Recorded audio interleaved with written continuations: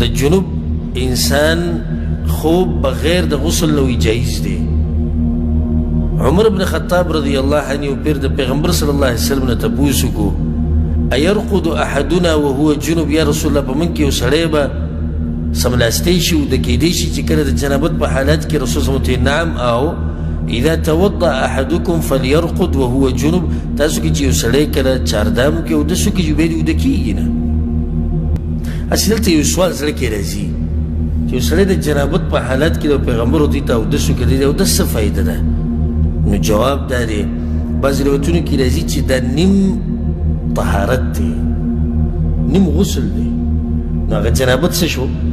هغه کم شو. د دې اودس سره هغه جنابت کمی. خو بعض روایتونو کې حدیث هم راغلی اگر که په سند کې کلام دی وایي که دا سړی په دې حال کې مړ شو نو ملایکو هم د ده لپاره بخانه غواړي دا چې د جنابت په حالت کې دی اودس یې کړی دی اودس شوی دی. بیا د هغې نه بعد باب راوړی دی باب الجنوب یتوضا ثم ینام. باب په بیان د دې کې چې جنوب انسان به اول اودس کوي او بیا به ویده کېږي. نو مقه حدیث راوړی د عایشه رضی الله عنها هغه وایي چې کان النبي صلی الله علیه وسلم اذا اراد ان ینام وهو جنوب پیغمبر صلی الله علیه وسلم چې به کله ویده کېدو هغه به د جنابت په حال کې و غسل فرجه نو د خپل عورت به یې وینځو وتوضأ للصلاة او داسې اودس به یې وکړو لکه څنګه چې د مانځه دپاره کوي بیا به ویده شو. بیا هغه حدیث راوړی دی د عمر بن خطاب چې هغه تپوس وکړو یا رسول الله موږ ویده کېدی شو چې جنابت په حالت کې هغه ورته ویده کېږي چې کله اودس وکړي.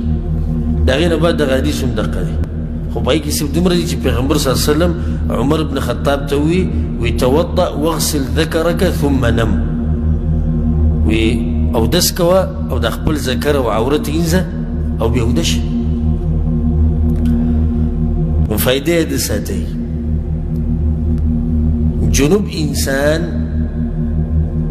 چې ویده کېږي په شریعت کې د ده دپاره څلور خبرې راغلي دي.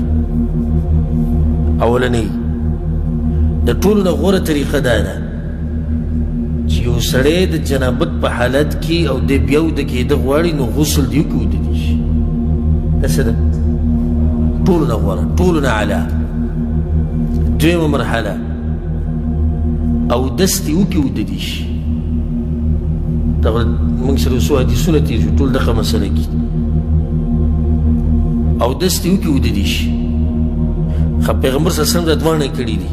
یو حدیث کې راځي په صحیح مسلم کې د عایشه رضی الله عنها وایي ربما اغتسل فنام وربما توضأ فنام. کله به پیغمبر صلی الله علیه وسلم غسل وکړو ویده به شو او کله به اودس وکړو ویده به شو غسل به یې ونه کړو. اولنۍ مرحله څه ده؟ غسل. دویمه مرحله اودس. درېیمه مرحله امام بیهقي رحمه الله یو روایت راوړی په هغې کې دا دي چې تیمم دې وکړي ویده دي شي. څه دې وکړي؟ تیمم اگر که اوبه دي دلته نه تیمم دې دپاره نه دی چې اوبه نشتي. څلورمه مرحله دا ده چې څنګه دی دقه شان دې ویده شي نه دې غسل کوي نه دې تیمم کوي نه دې اودس کوي ویده دي شي. دا جایز دي خو غوره نه دي. چې کله ورته جایز ویلی شي مطلب دا دی چې په کولو کې ګناه نشتي. امام احمد بن حنبل امام ترمذي امام ابن ابي شيبه رحمه الله ډېر روایت راوړي د عایشه نه د ام سلمه رضی الله عنهما. لکه حدیث کې راځي وی کان النبي صلی الله علیه وسلم ینام ولا یمس ماء. پیغمبر صلی الله علیه وسلم به ویده شو او اوبو له به یې لاس هم نه وروړی. مطلب څه دی اوبو له به یې لاس نه وروړی؟ نه به یې اودس کړی نه به یې غسل کړی دغه شان به ویده شو. نو دا د ټولو نه هغه کمزوري مرحله ده او جایز ده. یو سړی دی د جنابت په حالات کې دی د ښځې سره یې کوروالی وکړو اوس بیا ویده کېده غواړي وایي وروسته به راپاڅم وبه لامبم وایي اوس نه لامبم نو جایز دي. خو غوره دا و چې لامبلی وی او بیا ویده شوی وی. که دغه یې نه کوله نو بیا یې څه کولی وی؟ اودس یې کړی وی. که دا یې هم نه کوله نو څه به یې کړی وی؟ تیمم به یې کړی وی.